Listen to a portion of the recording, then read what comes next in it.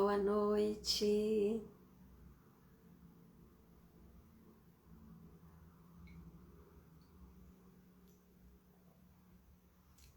Boa noite, amores.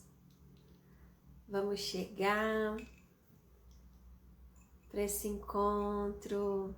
Fê, Clarissa, que delícia. Eu tô aqui hoje com meu chazinho.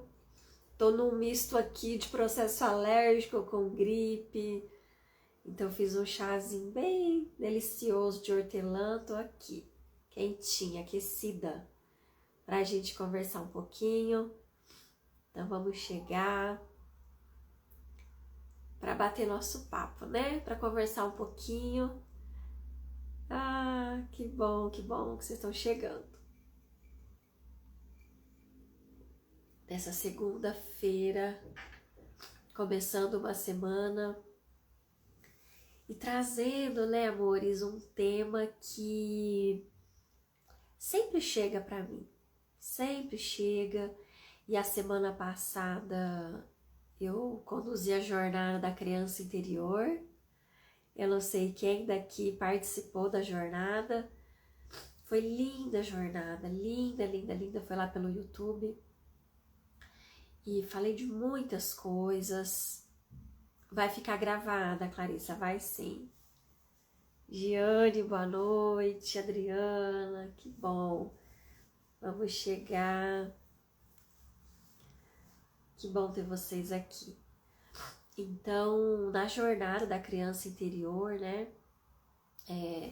Muitas coisas foram compartilhadas ali, foi muito profundo e eu recebi muitas mensagens, pedidos, com a minha viagem a semana passada também. Oi, Mayura! Da Travessia 8. Recebo sempre muitas partilhas assim, né, de mulheres com essa experiência de após, né, com a chegada da maternidade, dos filhos, essa desconexão de si mesmas, esse distanciamento, essa dificuldade de olhar para si, de se priorizar. E então eu tô aqui hoje pra gente conversar, né, sobre essa mulher. Cadê a mulher que estava aqui? Sobre o desaparecimento da mulher após a chegada dos filhos. E quem aqui não sentiu isso? Quem aqui talvez ainda não sinta, né? Esse desaparecimento da mulher e talvez ainda esteja vivendo esse processo de se reencontrar, de se redescobrir, né? Então, ai, Ju, boa noite. Tema excelente, né? Quem não passou por isso, né, amores? Eu costumo dizer que a gente desaparecer diante da chegada de um filho é um processo absolutamente saudável nesse primeiro momento, né? Quando um bebê chega, acontece ali uma fusão e é tão saudável que essa mulher, nesse momento, realmente tenha total disponibilidade para esse bebê. Não só disponibilidade física, né, mas disponibilidade afetiva, o que muitas vezes pode ser bem desafiador para muitas de nós, né? Então, o bebê, ele já vem tão maravilhoso, né, o nosso organismo, que o bebê ele vem já com um sensorzinho, que é o choro, para afetar esse adulto que está ali com ele, afetar essa mãe. O choro ele é um funcionamento perfeito para que essa mãe se sinta afetada. Para quê? Para lembrar que tem um bebê ali, para cuidar desse bebê, para proteger esse bebê, para acolher esse bebê, para alimentar, porque ele depende dela. Então, para a sobrevivência da espécie, né, esse bebê, ele precisa que essa mãe esteja ali, ó, coladinha nele. a mãe, os cuidadores principais, né? Mas esse lugar da mãe, quando uma criança chega, é a mãe.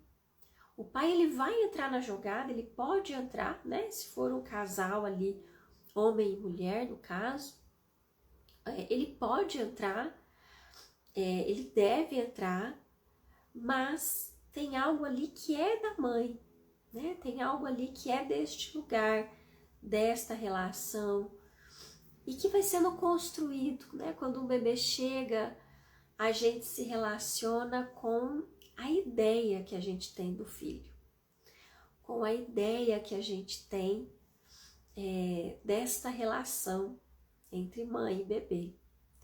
A gente não conhece ainda essa criança, a gente vai começar a se relacionar, vai começar a conhecer quem é esse bebê, o que ele precisa, o que ele espera de mim.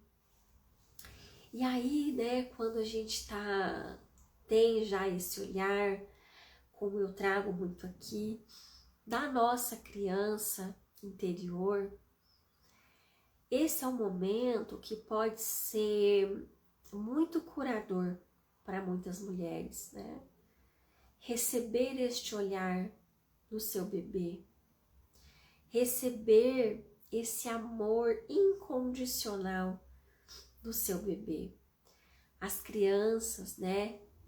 Os bebês, as crianças menores principalmente, elas amam sem condições. Não tem condição para amar. A criança ama os seus pais, ama a sua mãe, independentemente do que ela faz, né? Então eu costumo dizer que nós adultos colocamos muitas condições para amar o outro, para amar um filho, para amar um parceiro, para amar outras pessoas. As crianças não. As crianças, elas têm um amor incondicional, elas sim. Então nós ali no lugar de mães, é muito fácil a gente se sentir profundamente amada nessa relação, profundamente vista nessa relação. Talvez um olhar, talvez um afeto que a gente nunca tenha sentido antes dessa forma, que a gente nunca tenha recebido antes dessa maneira, né? E aí,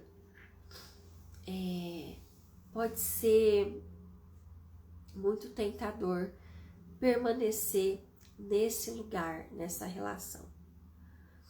À medida que essa criança, ela vai crescendo, e espera-se dessa criança, né, que ela ganhe autonomia, que ela vá dando passos na direção de outras pessoas, de outros interesses também, né?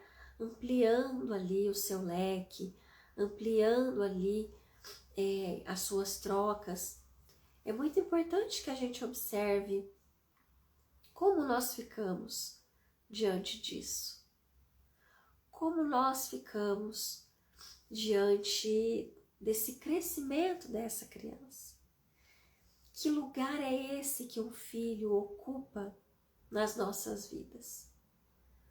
Será que ele ocupa o lugar apenas de um filho? Ou será que ele ocupa nessa relação outros lugares, outros espaços, outros vazios?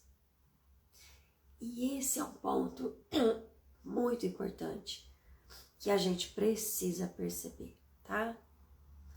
Nós não somos incentivadas a olhar pra gente. Nós somos ensinadas, né, a uma doação, a uma entrega. Isso não vai vir naturalmente. Então é importante que eu observe, né, o que me faz permanecer nesse lugar, desta forma, nessa relação, o que me faz ou o que me impede de cuidar do outro e cuidar de mim. Recentemente eu recebi, né, umas 2 semanas atrás, uma mensagem de uma pessoa que inclusive já foi minha cliente, minha paciente, no consultório, sobre o processo de desmame, né? Então, existem muitos processos que a gente vai vivenciar na relação com os nossos filhos e que a gente vai precisar sustentar o crescimento deles e nosso. Sustentar a liberação desse filho para que ele possa ir para o mundo, para que ele possa fazer as suas escolhas. Mas, mais do que dizer para um filho que ele pode fazer as escolhas, que ele pode ir, que ele pode confiar, que ele precisa cuidar dele, mais importante do que a gente dizer isso para um filho, é a gente se perguntar se a gente tem feito isso com a gente.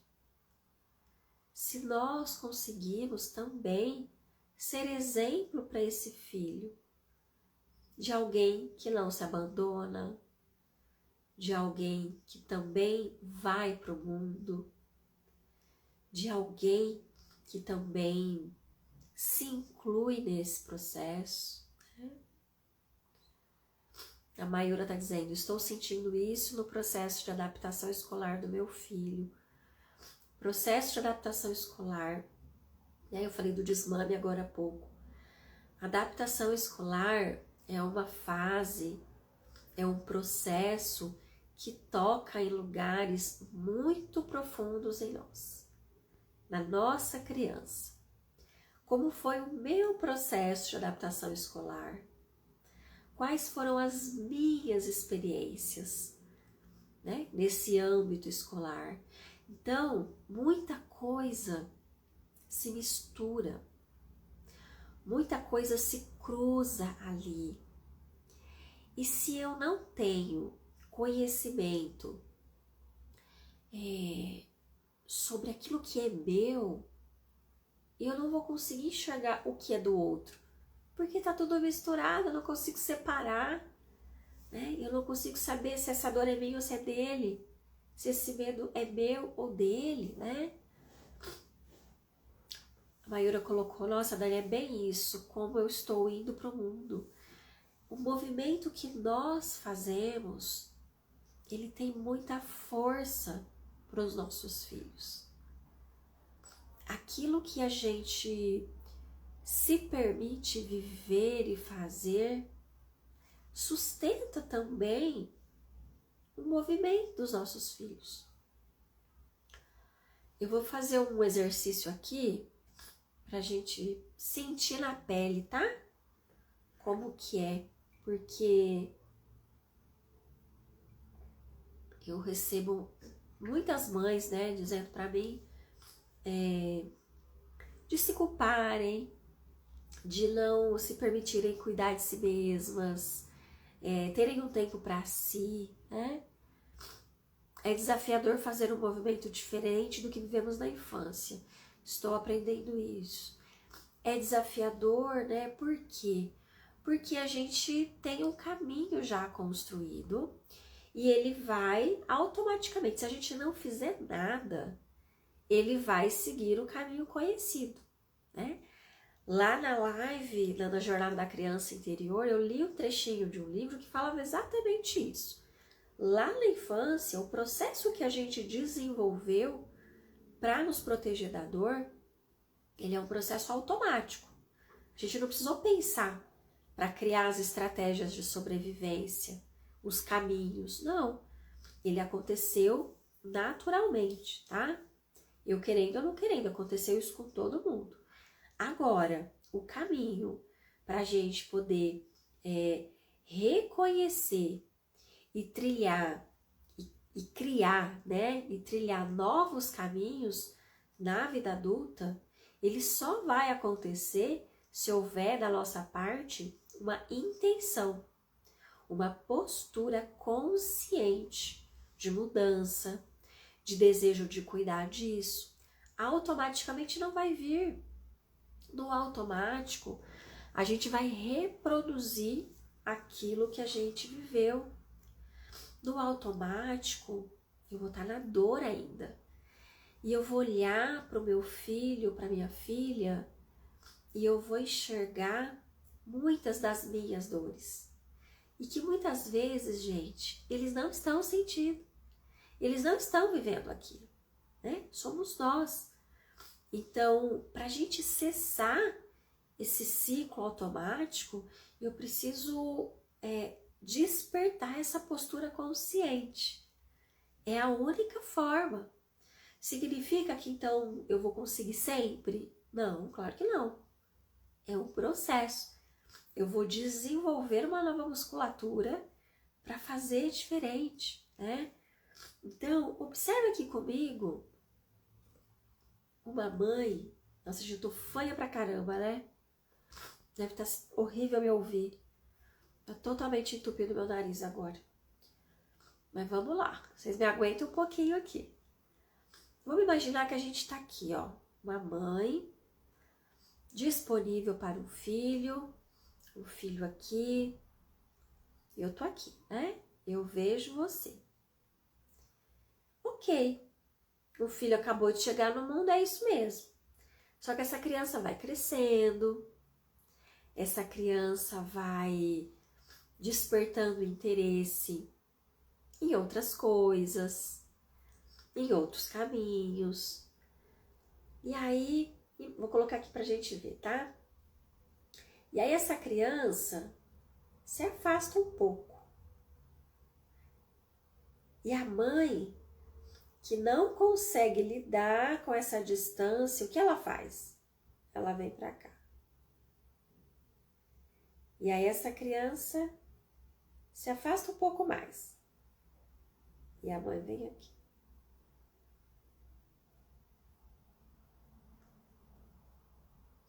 Qual é a sensação que vocês sentem aí com essa criança que dá um passo para cá e a mãe dá um passo junto? Dou um passo, vou junto.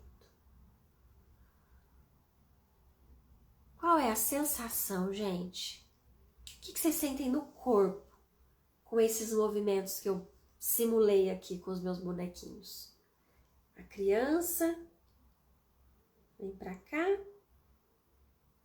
a mãe tá aqui.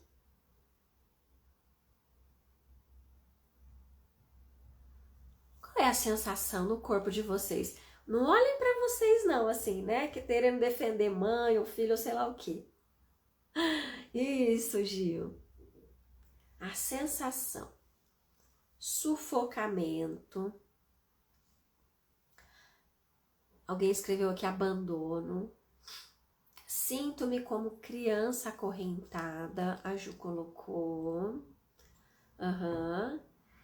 Que mais? Sufocamento. Eu também sinto sufocamento, gente.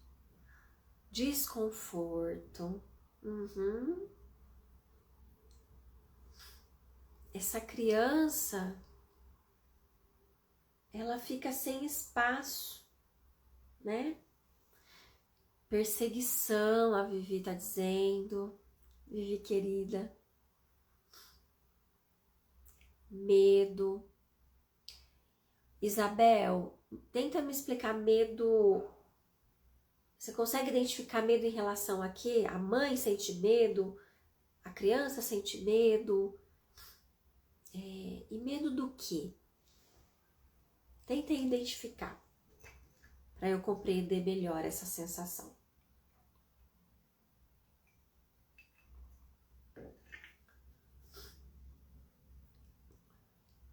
A mãe sente medo.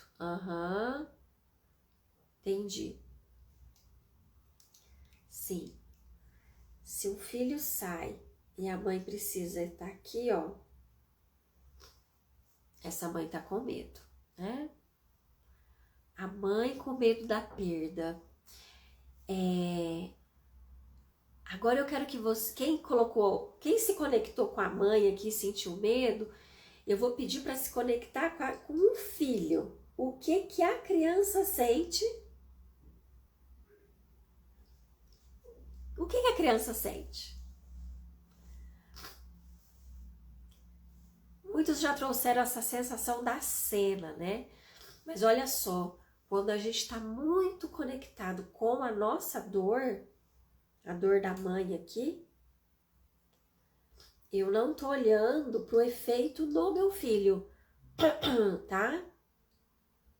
Então, quem se identificou com medo da mãe, medo de perder, medo de não ser uma boa mãe, não tá enxergando o efeito na criança ainda, no filho. A criança se sente podada, a Isabela tá dizendo, invalidade, incapaz, né? A criança precisa poder ter espaço. A Isabela colocou, me conectei de cara com a criança. A mãe não consegue deixar essa criança ser livre. Até para essa criança ter espaço e poder demandar da mãe quando ela precisar. Quando ela sinalizar, mãe, eu preciso de você. A mãe tá aqui. Veja, a mãe tá aqui. Ela só tá dando espaço para esse filho. Uma mãe que não consegue, né, abrir espaço para esse filho, para ela, né? Para esse filho e para ela. O que ela tá acessando nessa relação?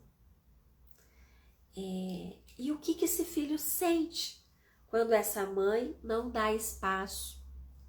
O efeito no filho é, eu não posso ir. Eu não tenho direito de ir. Eu não sou capaz de ir. A minha mãe não confia, né? E na verdade a criança ela nem elabora. A minha mãe não confia. O que ela sente é, eu não dou conta. Se a minha mãe não confia, eu não dou conta. Ela se sente incapaz, entende? É um processo que a mãe está vivendo, mas a criança vai trazer para ela. Ela vai se sentir insegura e incapaz. Deixa eu ler aqui. A Isabela colocou justamente por ter me sentido essa criança sempre. Tento fazer um pouco diferente com os meus filhos, mas ainda replico algumas vezes. Sim, né, Isabela, porque esse é um padrão forte. O fato da gente já ter consciência e se atentar, né? Opa, percebi que eu tô excedendo, eu solto e libero, né? A semana passada, a Cecília viajou com a turma dela, né? Foi a primeira viagem escolar e eles foram para uma outra cidade. Muito legal, Poli. Vou falar disso, tá? A Poli colocou aqui, ó. E quando fomos essas crianças, tendemos a agir como nossas mães, né? Se a gente foi essa criança, é isso que a gente aprendeu, né? Então, sem a consciência e o cuidado com as dores, a gente vai agir com essas mães. Ou a gente vai querer fazer totalmente o oposto e aí eu fico distante da criança, né? Para fazer muito diferente. Isso também pode acontecer, tá? Eu descarto tudo que eu recebi, foi tudo errado, então eu tenho que fazer tudo diferente, tudo o contrário. Tô jogando fora tudo. E na verdade não é assim, né, gente? Então, a semana passada, a Ceci viajou com a escola dela. Eles foram para uma cidade um pouco distante daqui, foram 2h30 de ônibus. E na véspera, ela escreveu uma carta, né, pra mim e pro João. Aí ela falou que ela rasgou porque ela tinha escrito errado. Eu falei, então me conta o que você escreveu nessa carta, né? E aí ela me disse que ela escreveu que ela estava se sentindo muito orgulhosa de poder viajar sem nós dois. Isso antes da viagem, né? Ali eu já percebi, assim, a importância que aquilo estava tendo, né? Para ela e para mim. Pra gente, enquanto família, enquanto pais. Para ela, enquanto eu dou conta de ir sozinha, eu posso ir, né? Então foi tão lindo o processo dela. Ela pediu pra gente no dia seguinte levá-la, eu e o João, para se despedir dela no ônibus. A gente foi. Só que chegou lá, ela mal falou tchau pra gente. Eu queria beijar e abraçar, ai, vai com Deus. E ela, ai mãe, tá bom, tá bom. E foi. E aquilo trouxe uma alegria tão grande pra mim, né? Porque a primeira viagem dela, né? A primeira ida ao mundo, né? Literalmente, assim, sem os pais. Eu vou de ônibus, eu vou passar o dia inteiro fora, eu vou sair 7 da manhã e chegar às 7 da noite, né? Assim, isso tem um significado para a criança, isso tem uma força que ela nunca mais vai esquecer pro resto da vida dela, né? Essa coragem de ir, esse triunfo, eu fui, eu consegui. Olha que lindo, né? O que a gente ajuda um filho a construir, né? Como bagagem, como repertório. Esse movimento de desconectar da nossa dor em prol da autonomia dos filhos é um movimento lindo, ainda aprendendo. Isso mesmo, olha, a gente vai aprendendo, né? A gente está aqui aprendendo a fazer isso, a compreender o que é cuidado, mas o que é controle. Eu fiz uma live outro dia sobre isso. O que é da minha responsabilidade enquanto mãe, enquanto pai, que eu preciso cuidar, que eu preciso estar presente, e o que é que eu preciso soltar, liberar, sabe? E eu fui muito prática nesse sentido, né? Existem coisas que eu não deixo a Cecília fazer, porque eu sinto que ela não vai estar em segurança. Então, ambientes com pessoas que eu, né, festas com monitor, com não sei o quê, ela não vai, não permito, sei os riscos que ela está correndo, e eu sou muito tranquila em relação a isso. E a viagem tinha riscos? Claro que tinha, mas o que eu senti, os riscos dessa viagem que ela corria, eram os mesmos riscos que ela correria estando comigo ou com o João, sabe? Então, eu não posso privá-la de uma experiência porque ela está correndo algum risco, que são riscos inerentes a estar viva. Ela estava com pessoas de total confiança minha, pessoas com vínculo, né? A professora dela que ela é apaixonada, 3 professoras. Então, ela estava com pessoas da minha confiança e foi muito lindo vê-la. E foi tão legal porque ela foi, e aí eu até brinquei, não sei quem assistiu meus stories, que eu falei pro João, eu falei, nossa, o que nós vamos fazer hoje, né? Não temos que fazer almoço aqui, o que nós vamos fazer? Eu me senti assim, ai meu Deus, validei, né? Validei, não era vale light, mas era um validei. Vamos sair para almoçar, né? E a gente saiu para almoçar e foi super gostoso também. A gente adora japa, né? A gente foi no rodízio. No rodízio não dá para ir com a César, que é muito prejuízo, porque ela come um negocinho, então a gente sempre pede em casa. E aí nós, vamos no rodízio japonês e tal. E aí o João se lembrou de uma experiência quando ele tinha mais ou menos a idade da Cécia, ele é um pouquinho mais velho. E tinha um passeio escolar, a mãe dele levou ele, e chegou lá na hora, ele não foi, ele não conseguiu ir, né?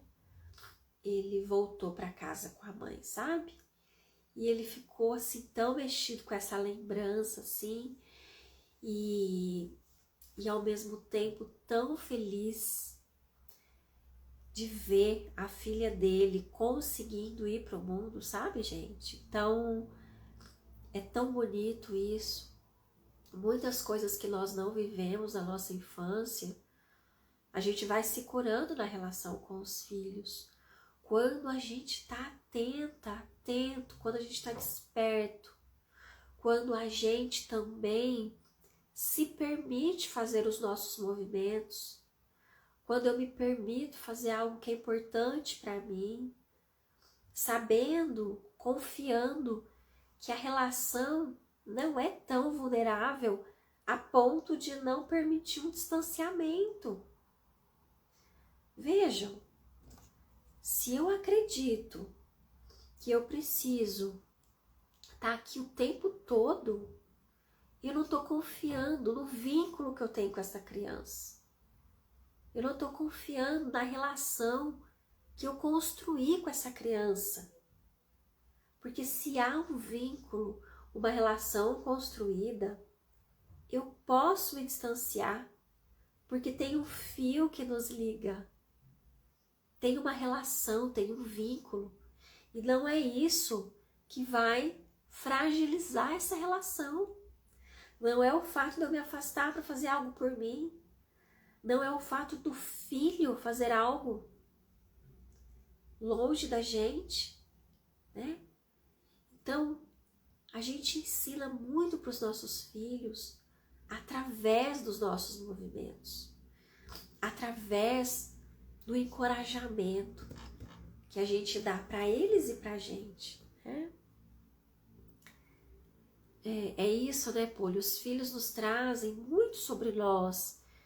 E foi muito bonito, assim, ver o João fazendo contato com a criança dele, que não foi, né? E não foi porque também teve uma mãe que ficou muito em cima, muito, dificultou um pouco o processo de ida, né, para o mundo. A gente pode facilitar ou dificultar a vida dos nossos filhos, tá, gente? Podemos. É claro que os filhos vão crescendo, fazendo suas próprias escolhas, mas a gente pode facilitar ou dificultar. E os filhos, eles não são nossos. O nosso papel aqui enquanto pais, né, é poder não atrapalhar o processo deles, é poder ajudá-los a despertar, né, aquilo que eles têm de melhor, de mais precioso. Mas tem algo que está sendo vendido para nós, que eu quero falar com vocês, que é muito perigoso, que é uma armadilha.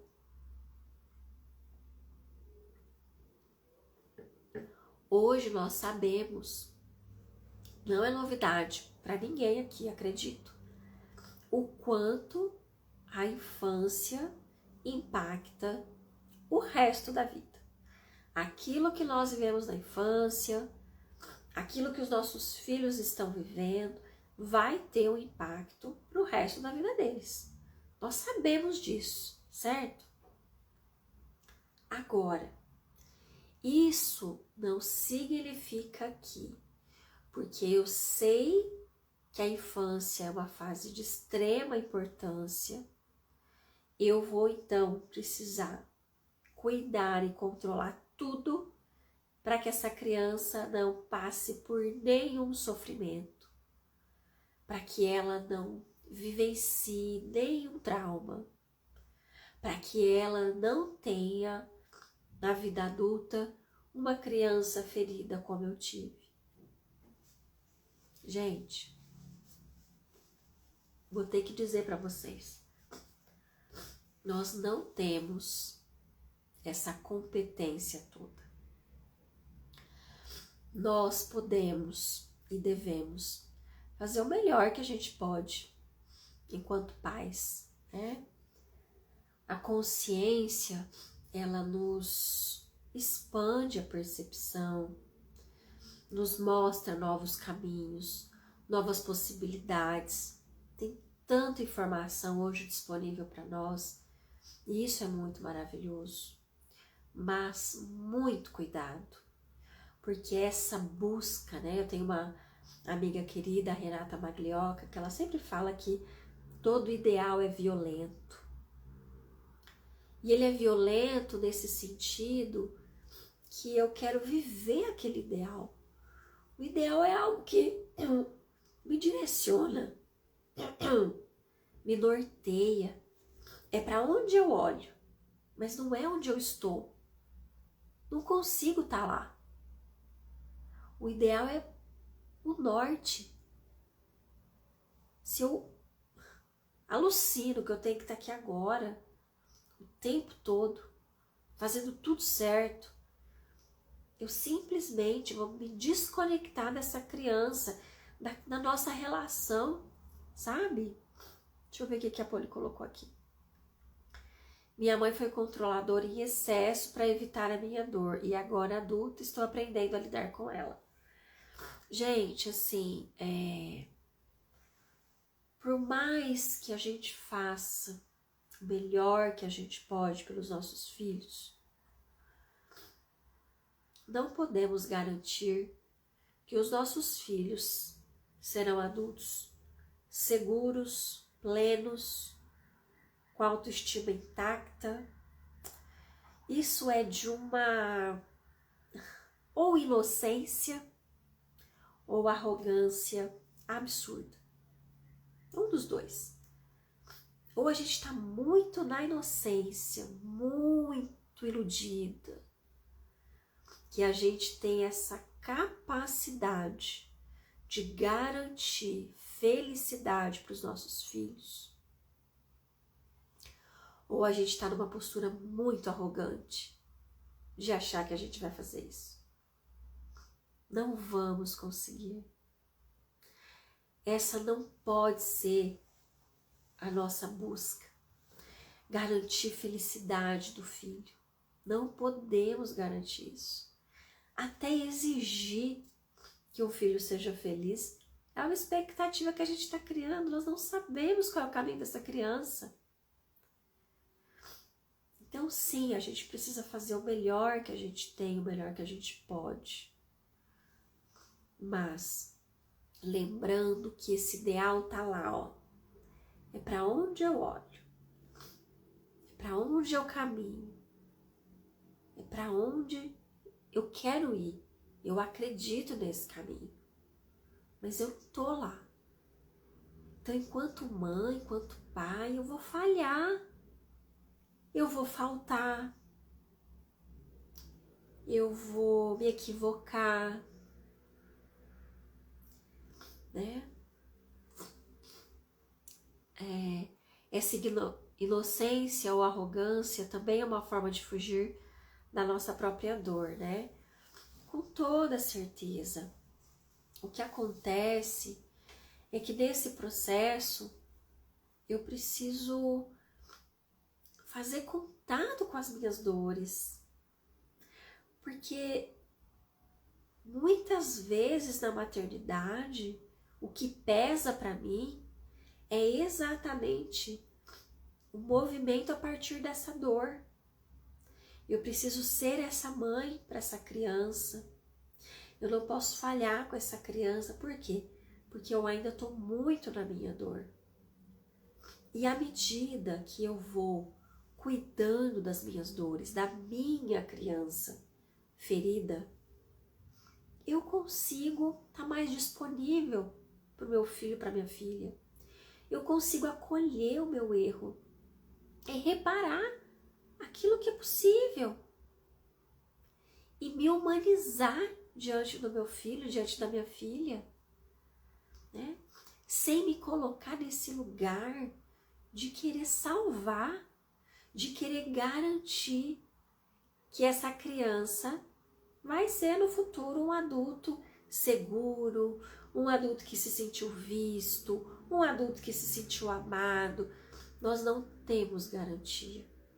E se a gente está buscando, fazendo esse movimento todo para receber isso, a gente está querendo ser recompensado por aquilo que a gente está dizendo que a gente acredita. Então, se eu acredito nessa criação, nessa forma de me relacionar, eu vou fazer isso porque eu acredito nisso.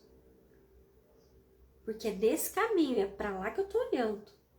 Não estou esperando nada em troca. Vivemos numa sociedade em que doer tem que anestesiar, remediar, fugir.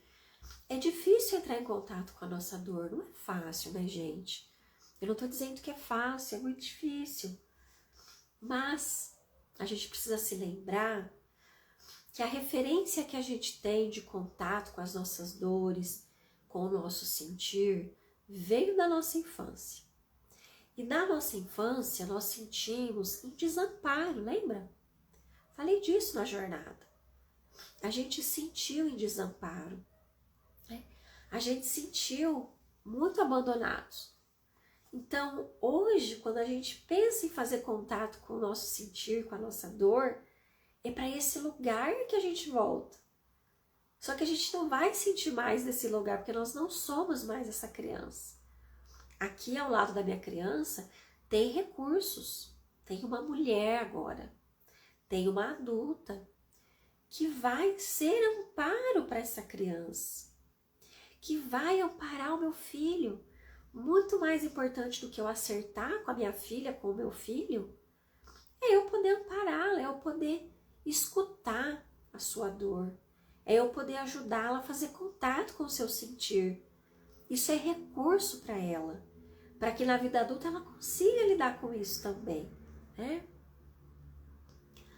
A Marília escreveu aqui, lembrei do filme Minha Mãe é uma Peça, na hora que ela está no grupo de terapia, e uma personagem reclama que teve tudo, não tem nada a reclamar porque é rica e teve tudo, mas sente uma angústia.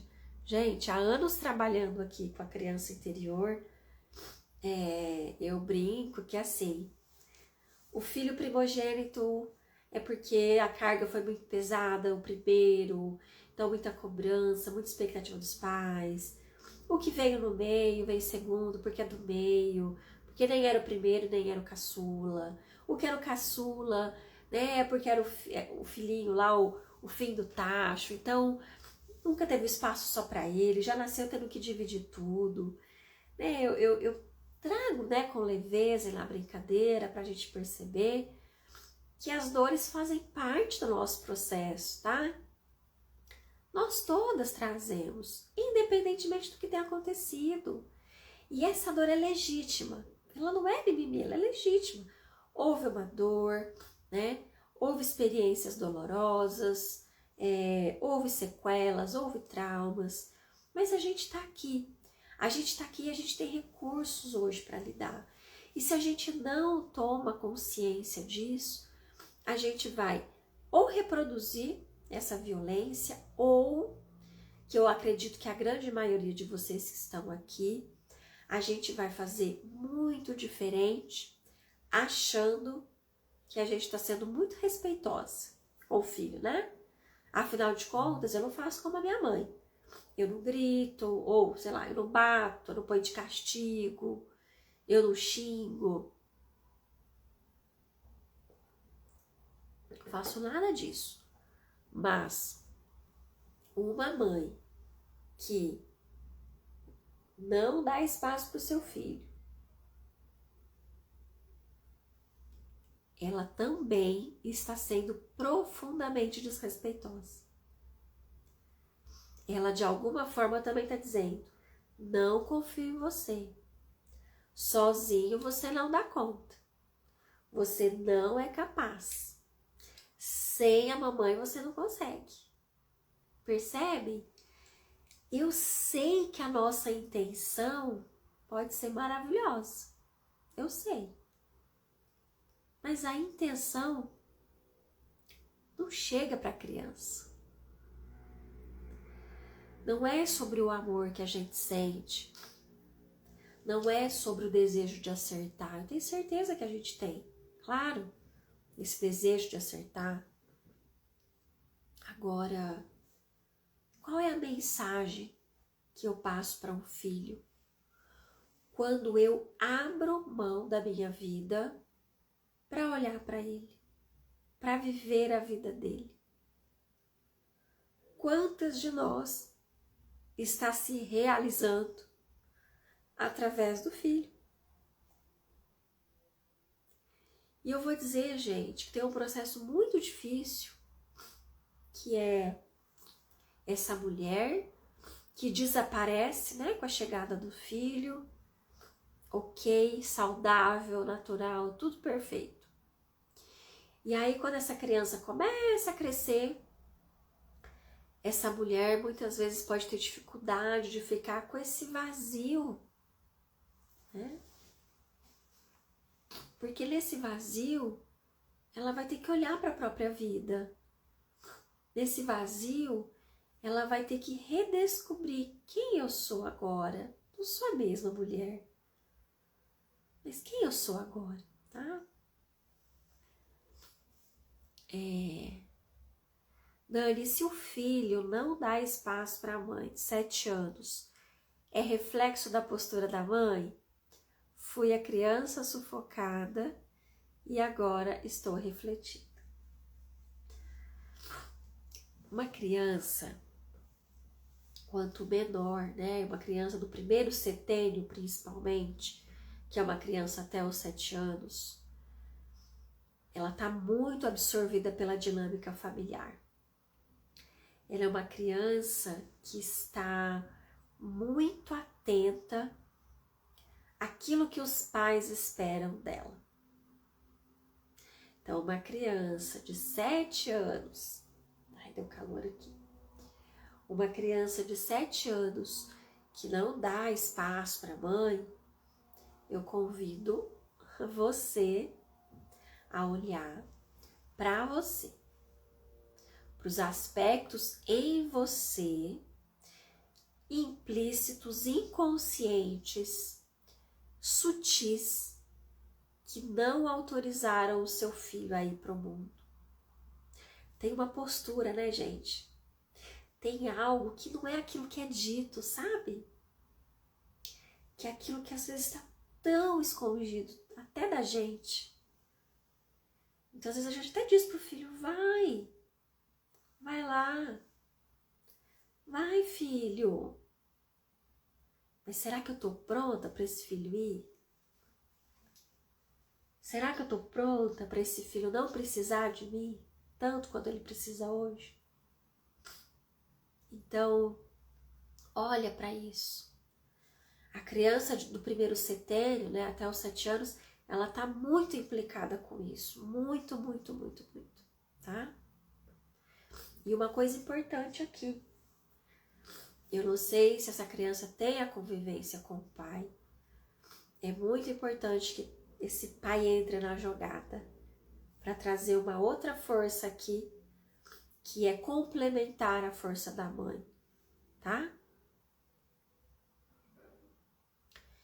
A Brenda colocou, minha dificuldade é em confiar nos outros. Como uma criança de 3 anos vai se defender? Brenda, ótima sua pergunta. Como adultos, né, como pais responsáveis, a gente precisa compreender quais são os riscos e quem são as pessoas da nossa confiança. À medida que essa criança vai crescendo, eu preciso começar a construir uma rede. E essa rede pode ser uma pessoa, 2 pessoas, mas quem são essas pessoas? Que ambientes são esses? E que eu posso começar a abrir espaço, tá? A minha filha hoje tem 8 anos, eu ainda conto nos dedos as pessoas que eu confio para ela ficar. Não fica com qualquer pessoa, ela não fica. E ela não fica porque eu não me sinto absolutamente segura em deixar ela com uma pessoa que eu não tenho intimidade. Então ela fica com pessoas da minha confiança, que consequentemente são pessoas da confiança dela, tá? Criança não vai, se a gente não tá segura, a criança não vai. E a gente precisa avaliar isso sim, com toda certeza. O que mais? Deixa eu ver se tem pergunta aqui. Para os espaços que não damos para nós mesmos. Acho que você está falando do comentário ali de cima, né? É isso, a mãe precisa autorizar o acesso ao pai. É muito importante nessa fase, principalmente, né? A criança, que a gente diz, né? Que a criança está indo para o mundo.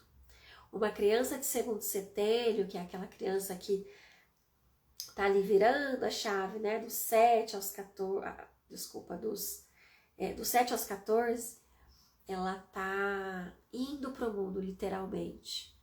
Então, essa rede precisa ampliar. e ela precisa dessa autorização da mãe. A mãe é que diz sim para essa criança ir para o mundo. Quando a mãe não autoriza, gente, essa criança não vai. Essa criança fica leal a essa mãe. Essa criança abre mão, tá? Então, olha só como é sério, né? Muitas vezes quando eu falo para as mães, para cuidarem de si, para abrirem espaço, para olhar para suas dores, vem muita culpa, poxa, eu vou gastar dinheiro comigo, poxa, é um tempo para mim, né? Mas não percebem o quanto que a gente vai emaranhando com os filhos se a gente não tem consciência disso. O quanto que a gente vai passando para eles questões que não são deles, né? Adoro a metáfora que você usa. Não entendi do combustível para a vida. Não entendi, Paulo, o que você escreveu aqui. Mas é isso, né? Acho que eu entendi o que você quis dizer, né? Que eu falo que a mãe é o combustível, é o tanque cheio. Né? Nós aqui como mães, a gente enche o tanquezinho dos nossos filhos. Eles estão ali, ó, eu posso, eu consigo, eu tô cheio, eu tô abastecido. Mas ele precisa do arranque, ele precisa ir para o mundo, né? E nós precisamos autorizar. É aquela história, a criança não deixa de amar os pais, ela deixa de amar a si mesma. Exatamente, a criança, ela vai trazer aquilo para ela, né? Se a mãe não está confiando, ela vai entender que ela não é confiável. Eu não sou capaz. Né? Ela, hora nenhuma, vai pensar que a mãe é que está com medo, que a mãe é que está com dificuldade de soltar, que a mãe é que está com a criança ferida, feridíssima, e não está cuidando da criança dela. Não, a criança vai trazer tudo para ela, né? E aqui é nosso papel enquanto adultas, olhar e cuidar. Então, a mulher desaparecer, né, com a chegada dos filhos, não tem nada de errado com isso. É esperado. Me preocupa quando um filho chega e essa mulher não desaparece, porque aí ela não abre espaço para a mãe. Essa mulher me preocupa muito. Quando a mulher desaparece porque a mãe tá ali, fusionou com esse bebê, com essa criança, maravilha, isso é muito saudável, muito saudável. Essa mulher está conseguindo se conectar com essa criança, maravilhoso. Mas não dá para parar aqui. E eu já ouvi muitas mulheres com filhos com 5, com 7, com 10 anos, que não conseguem fazer movimentos em direção àquilo que elas querem fazer, que elas gostariam de fazer, porque se sentem culpadas, porque sentem que estão abandonando os filhos. Isso é sinal que a criança aí precisa ser cuidada, mas não é a criança de fora, tá, gente? É a criança de dentro, tá? Esse é um trabalho para a vida inteira. Eu tô vivendo várias experiências com a minha filha, nesses 8 anos, chegando o Rubicão. Nossa, eu tô acessando tantas coisas aqui, que até então eu não havia acessado. Esse é um processo para a vida inteira. Mas quando a gente aprende a se perceber, a se ouvir, né? Cada fase que a criança vai passando, a gente vai compreendendo, a gente vai investigando, a gente vai aprendendo a se ouvir. É isso, né? A gente já conhece o caminho, então facilita muito a nossa vida e facilita muito a vida dos nossos filhos. É hora da travessia, né, Poli? Amores, quero deixar o convite para vocês, né? Essa semana é a última semana de inscrição, acho que é na quarta-feira que se encerram as inscrições para o Travessia. Para quem não sabe, o Travessia é um convite ao reencontro com a nossa criança interior. A Poli que tá aqui tá fazendo, a Isabela, tem um monte de gente aqui que é aluna, que já foi aluna.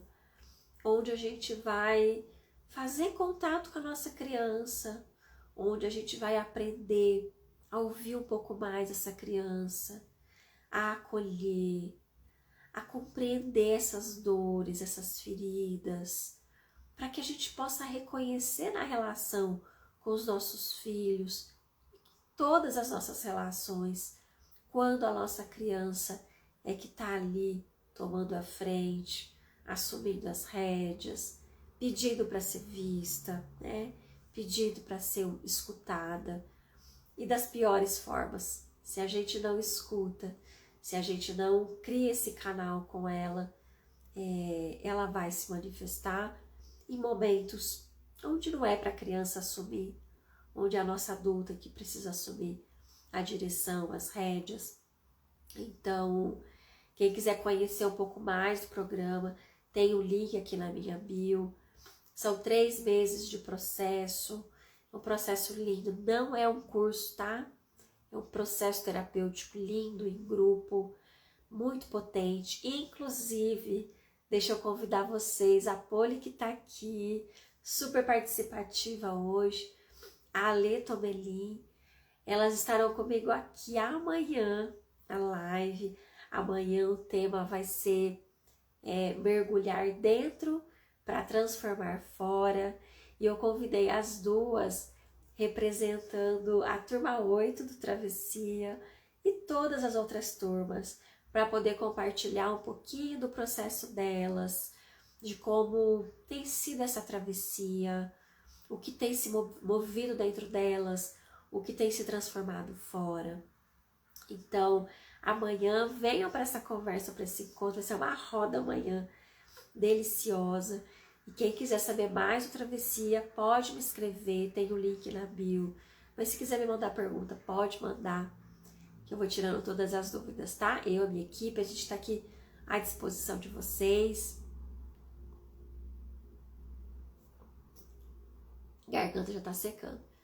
E eu espero hoje ter contribuído mais um pouco para expandir esse olhar, para a gente perceber o quanto que nós precisamos olhar para nossa criança, dar espaço para a mulher, para poder dar espaço para os nossos filhos, né?